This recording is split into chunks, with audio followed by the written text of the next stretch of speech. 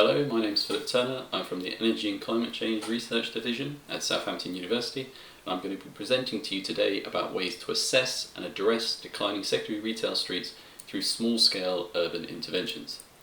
Now, city centre retail spaces are integral to the sustainability of cities, acting as a centre of creativity, allowing local communities to pass, relate and transact. Now, I'd ask that you all imagine your own city centres. Do you have a picture in mind? Now, I'm sure you are visualising something similar to the top picture, a modern internal or external high street or shopping centre filled with major chains, high quality streetscapes, with spaces prioritised for pedestrians. This is very different to the sparsely populated secondary streets, populated on the edges of the city centre, often with poor permeability and connections, and littered with vacancies, despite these being the areas designated for start-up and local businesses. Now, even before the onset of the coronavirus pandemic, there's been a growing concern for the state of secondary and tertiary retail streets. While historically city centres have focused on local retail streets, this began to change in the 1980s with increased consumer expenditure and higher car ownership, leading to the development of numerous large-scale out-of-town shopping centres. And this was followed by a surge in large inner-city shopping centre malls to preserve and reserve core city centre commercial areas. Now, this has led to a shift in the centre of gravity of the city, further exaggerating secondary streets isolation, which has been coupled with a rising dominance of e-commerce, which has increased even further as a result of this COVID pandemic, with the UK at the forefront of e-commerce compared to much of the world in Europe. Now, whilst there is much research on primary retail, there's a recognised need for academic studies on secondary areas, specifically to understand how best to alleviate the problems caused by a recentered retail core, poor connections, tired aesthetics and reduced levels of footfall and occupancy, which are found to be present in cities across the UK and abroad. Now, it's widely accepted that retail has to change and that this will likely result in a shrinking of the retail core, and so one needs to understand how to regenerate areas and determine whether or not they have the scope to be reinvigorated. Now, therefore, we selected a representative case study to implement 3 small-scale urban interventions: an activity, an attraction and a quality of place intervention. The study aimed to understand the entire process involving a variety of actors and impacts. For example, a quality of place intervention, we predict it to alter perceptions and footfall of the region, potentially leading to a change in turnover, trader well-being and behaviour. In the longer term, it could contribute to an alteration in rents and rates, as competition for a unit in the sector either grew or fell. Now, in this study, I wanted to try to understand the implications on visitors, businesses and governance, with the research combining urban and behavioural studies to fully understand the relationships between stakeholders and their change in perception and behaviour as a result of the interventions. Now, the case study in question is situated in the centre of Southampton, a southern city in England, UK, which, whilst relatively small in comparison to other major cities, shares many elemental characteristics with other conurbations, as one of the first UK cities to experience a city centre retail-led regeneration scheme, with the opening of West Quay Shopping Centre in September 2000. Now, the city has a clear divide in primary and secondary retail sectors in the centre, with levels of pedestrian flow and occupancy far lower in secondary and tertiary streets, which have less pedestrian priority surfaces, with a greater proportion of smaller retail units and independent retailers. Now, the area is currently architecturally and aesthetically unappealing, with the urban form defined by a number of small development blocks and some larger single footprint buildings. Now, this historically significant area, which was previously the centre of the city, is supposed to provide a connection between the retail core and the southern waterfront. However, how many of you really would be enticed to walk down that street? The majority of city centre visitors stay concentrated in the primary areas, with the retail route confined to the primary core, with footfall consistently dropping the further one travels from the core, regardless of time of day or level of the foot traffic. Now, this is the street further down the road, where footfall is on average 70% lower than at the top of the street, yet this area has the greatest concentration of local and new businesses.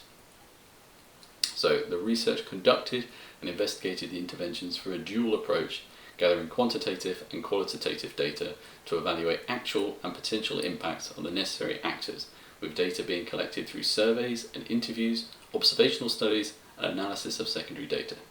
We worked collaboratively with the City Council, who helped fund the initiatives, the local traders association and community groups, all of whom helped undertake the current state analysis, where we conducted some on-street workshops to help ascertain visitors' visions for secondary high streets. It's documented in a previous paper that we've published. So now I'm going to provide highlights of the impacts from each of the three interventions, which were completed within a year of each other, followed by a summary of all three and the potential learnings going forward for other cities. So the first intervention we undertook was a community arts festival. This was a free-to-attend event held over a single day in late September. It involved a number of local charities, community groups and the two Southampton universities. There were four main sections of the festival. At the bottom of the street we had the live music and poetry, where acts would perform throughout the day. We then had an art section with chalks for street drawings and artists producing live work on store frontages.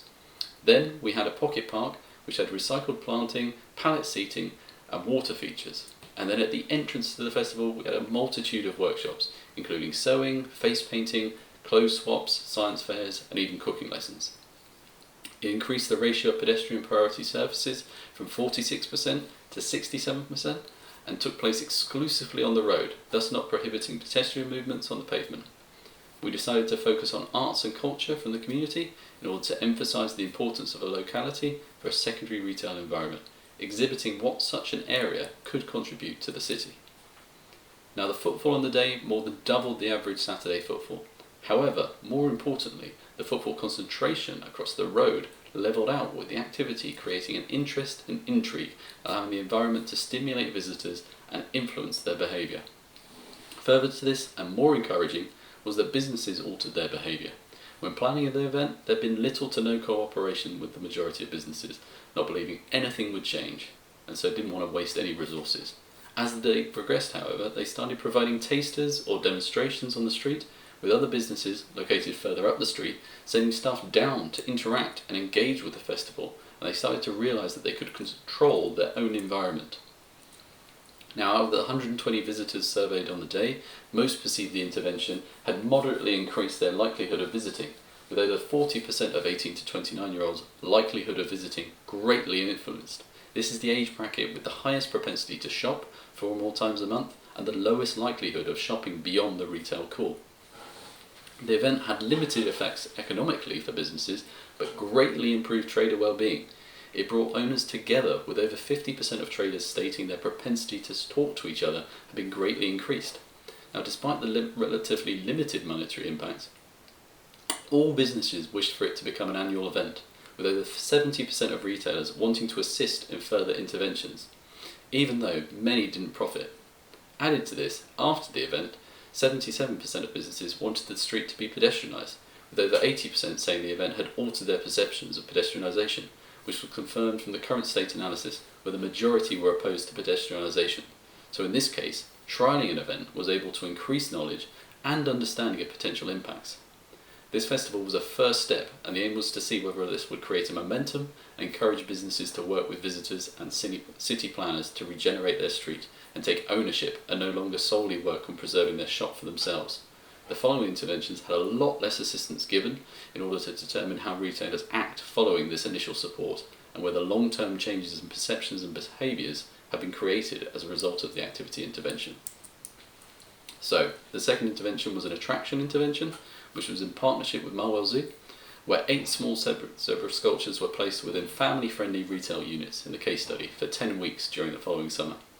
The trial, as shown in the image, featured 47 large zebra sculptures and 103 smaller sculptures, decorated by artists and local school children, positioned around the city centre, encouraging people to walk around and see them all. Now, the attraction drew around 300,000 visitors to the city to walk the trial over the 10 weeks. We managed to survey 500 visitors, and 82% of those we spoke to said that they would not have visited if the attraction wasn't in place. Now, these figures are slightly biased, however, it's still a high number of people visiting the site. However, if you look at the concentration of pedestrian density, it shows that movement across the case study remained the same. As mentioned before, we were wanting to have that concentration of movement move across, where ideally all 4 gates would have 25% share of footfall. The attractions did, however, double the percentage of visitors engaging with stores, increasing from 16% up to 38%. This agrees with neuron studies that novelty motivates one to explore their environment further, and the attraction's impact was found to reduce over time as visitors became accustomed to the intervention. Results also revealed that 71% of visitors' perceptions of the aesthetics of the secondary street were affected by the intervention, and 72% had their knowledge of the case study increased. The impact on visitors' knowledge was linked to when they had last visited, with all visitors that had not visited for 9 months or more indicating greater levels of increase. Further to this, 45% of visitors stated their likelihood of visiting the case study had been increased, while 49% stated they were more likely to visit the eastern end of the case study, which is obviously the area that we're wanting to get them to move down to. So despite high levels of satisfaction and the impact on aesthetics and knowledge, 50% of visitors didn't perceive any change in their behaviour. Even though the intervention is positive, it appears that it's still not serving their needs. This shows that improving the appearance of an area or increasing one's knowledge will not necessarily result in behavioural change, as neither of those cater for specific needs. Now, footfall findings may have found no change in the concentration of footfall, but many businesses felt it had brought new visitors and increased awareness of the area. Footfall during the event was deemed to have increased by 44% of businesses, with the same percentage perceiving visitors' likelihood of revisiting to have increased. Only one business recorded increased revenues during that intervention, while the majority recorded no change, with the reason given that visitors were walking through the area only to record the sculptures, and they didn't have any time to browse the shops. The intervention had a far smaller impact on trader well-being than the activity, with only 21% stating it increased compared to 96%, and it also didn't increase the amount traders talked to each other. Now, when asked about the concerns, 9 businesses complained over the lack of increased sales. This highlights the divide among retailers, where some appreciated the introduction of new visitors and increased awareness as a result of the intervention, whilst others were only concerned with the short-term monetary implications. One of the businesses which had been provided with a sculpture had been put under pressure to remove the attraction as it was reducing their customer conversion rate, which they were being judged on. They perceived the additional visitors as a hindrance and an inconvenience for their regular customers, and so had to eventually move the zebra outside the store for the last 3 weeks. Now, the final intervention was a quality of place intervention, undertaken in the same location as the activity intervention, where instead of events, planters, benches, tables and a marquee were installed, with a simple diversion deployed for vehicular traffic. Now, it was undertaken in early autumn, meaning that it was a more accurate trial of the effects of improving the streetscape, as the weather was fair but not exactly sunny. Further to this, the intervention was planned to be solely organised. The intervention was planned to be solely organised and undertaken by the businesses. However, I ended up having to provide considerable assistance in order for it to take place. So, as mentioned, after the activity venture, 77% of retailers said they would assist in similar events, and while initially the majority of retailers wished to participate, closer to the date, many stopped attending meetings, with only 4 businesses providing any assistance at all. So, for example, you can see there are a number of planters which I ended up planting on the street, while traders just watched from their door. Now, it's not reasonable to expect businesses to close their shops, but some level of assistance and ownership is required in order to justify investment. Now, more than 2/3 of the 200 visitor respondents that we had stated that they would have visited the case study if the quality of place intervention was not in place, far higher than for the activity and attraction, with a far lower percentage of respondents who hadn't visited in the past 6 months. The intervention was, however, found to impact the behaviour of those within the case study. It did lead to an increase in pedestrian concentration in the eastern section of the case study. Closing a road is a more aggressive intervention than the attraction, which had no impact as it prevents a particular behaviour while enhancing capabilities for pedestrians. The physical environment hadn't changed, with pavement levels and materials differing, but by improving the environment, people had been encouraged to walk through or nudged, which will have limited impact in areas with intense competition, and this would explain why it didn't encourage new visitors like the stimuli-heavy attraction and activity interventions, but provided temptation for those already in the area. Visitors were asked whether the intervention had an impact on their walking experience, where 70% stated they had slowed down their pace and 42% stating they'd altered their route, as evidenced with the footfall concentration. A number of visitors stated that the intervention had increased their dwelling in the area, engaging in activities, consuming food or socialising as a result of the changes to the quality of space. This despite the intervention taking place in October. If visitors are given the chance to utilise the environment for their own needs, they will. Now, the level of engagement with shops was largely similar to that observed in the attraction intervention, despite there being no change to the store frontages, with this increase in interaction as a result purely of visitors slowing down their pace and being encouraged to become more mindful as their default behaviour had been altered. Now, despite the road being closed, the majority of visitors remained on the pavements and didn't actually interact with the closed road surface area. So it can be assumed that if you don't change all the materials and surface levels, then not everybody's going to feel comfortable. Respondents were, however, asked whether they wished for future road closures, with the majority, 76%, stating a preference for permanent closure, while only 8% didn't want to see any future road closures. Businesses, on the other hand, were decidedly split on the road closure, with 54% rating it positively, while a quarter perceived it to be negative, with 13% rating it very negatively. Retailers complained at the lack of activity in comparison to the arts festival the previous year. However, again, the reason for the lack of activities was their lack of involvement. This disconnect with the intervention was shown by 12 businesses not even knowing that there was a table football set on the road for public use. For the other interventions, a minority of businesses have been found to oppose change, opting for the default behaviour. This intervention, however, showed that there were many retailers who were self-focused, treating their businesses like their homes as a silo. Major chain stores have the financial capabilities to invest in city centre retail spaces for the benefit of a retail collective, but secondary retailers don't have the same capabilities to plan for the future. They operate on far smaller timeframes and budgets, and any changes to the current environment will result in a heightened uncertainty for SMEs, and as economic theory dictates, the greater the level of uncertainty, the more likely one is to resist change. Now, while the activity intervention improved perceptions of pedestrianisation, the closure reduced them. The one event that took place during the road closure was a vintage car show, and as those two photos show, cars are a fair bit bigger than people. If a street has 3 cars parked on the road, it's going to look busier than if it has 5 people. And so if there's no utilisation of the space, at times it may appear relatively empty. Now, in conclusion, undertaking these 3 small-scale interventions revealed that an activity or an attraction will have an immediate impact on visitor behaviour, be it through enhanced stimuli or increased opportunity and motivation from the novelty. A quality of space intervention, on the other hand, will have a more localised impact, extending movement, lengthening rather than altering behaviour.